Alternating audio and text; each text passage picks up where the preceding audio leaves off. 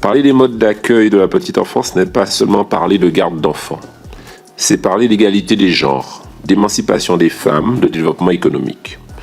Mais cette ambition ne peut être crédible si nous continuons d'ignorer les réalités des territoires ultramarins, car les chiffres sont sans appel. En France hexagonale, le taux de couverture des modes d'accueil formels pour les enfants de moins de 3 ans est d'environ 59%. Mais dans les territoires ultramarins, les écarts sont vertigineux. Ces taux de couverture varient entre 40 et 50% en Guadeloupe. Autrement dit, en Guadeloupe, un enfant sur 2 environ n'a pas accès à un mode d'accueil formel. Ailleurs en Outre-mer, ces taux de couverture sont encore plus dégradés. La Réunion, 32%, et à peine 9 à 12% en Guyane, près de 9 enfants sur 10 n'ont aucune solution formelle d'accueil. À Mayotte, l'offre d'accueil est extrêmement limitée, avec seulement une douzaine de crèches sur tout le territoire. Et les conséquences sont immédiates. Des parents empêchés de travailler, des femmes éloignées de l'emploi, et des enfants privés d'un cadre éducatif structurant dès le plus jeune âge. Premièrement, il faut corriger les inégalités de financement. Il s'agit du principal verrou aujourd'hui. Le modèle de financement de ces politiques repose largement sur un triptyque: la Caisse nationale d'allocation familiale, les collectivités territoriales et les gestionnaires publics comme privés. Ce modèle produit des inégalités profondes, particulièrement dans les Outre-mer. Plusieurs obstacles se cumulent. D'abord, les coûts sont plus élevés.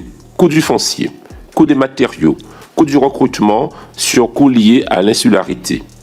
Mais en face, les financements ne sont pas suffisamment majorés pour compenser ces réalités. Résultat, des projets qui n'aboutissent pas, des structures fragiles et parfois même des fermetures. Ensuite, il y a un deuxième problème, le reste à charge pour les gestionnaires. Les communes déjà confrontées à des contraintes budgétaires fortes ne peuvent pas toujours financer de nouvelles structures.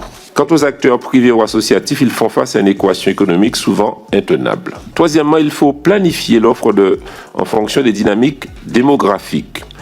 Ce que l'on construit aujourd'hui en Guyane ou à Mayotte ne doit pas répondre uniquement aux besoins actuels, mais à ceux des 10 prochaines années.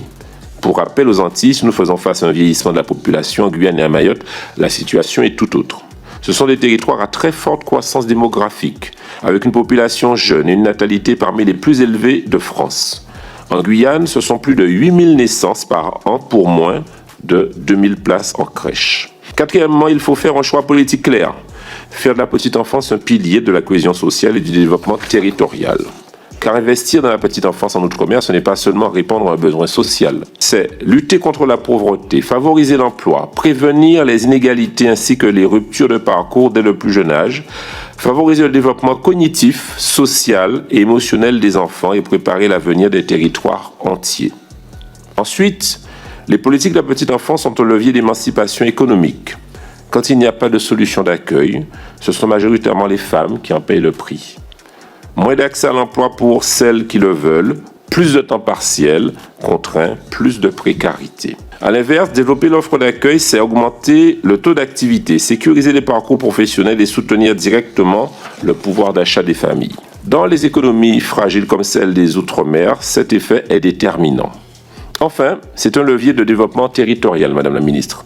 Chaque structure d'accueil, ce sont des emplois créés, de l'activité économique locale et un service essentiel à l'attractivité des territoires. Car aucun ne peut se développer durablement si les jeunes parents ne peuvent ni travailler, ni faire garder leurs enfants. Nous n'avons plus le luxe des intentions. En tant que décideurs publics, nous avons une responsabilité, garantir réellement à chaque enfant une place et à chaque parent une possibilité de travailler s'il le souhaite. Cela suppose un choix politique clair, investir massivement et justement. Je vous remercie.